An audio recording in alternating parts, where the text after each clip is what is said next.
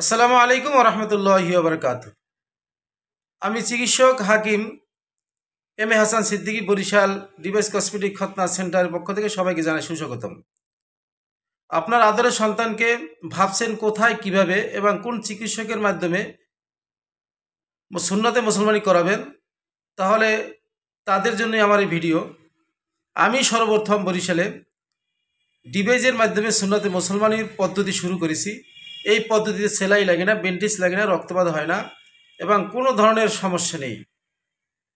তাই আপনার আদরের সন্তানকে মুসলমানি করানোর জন্য আগে চিন্তা করে ভেবে কোন চিকিৎসকের মাধ্যমে করাবেন এবং কোন পদ্ধতিতে করাবেন সেটি চিন্তা করে আপনি সিদ্ধান্ত নেবেন। তাই আমি আপনাদেরকে উদাত্ত আহ্বান জানাই আমাদের সেন্টারের পক্ষ থেকে।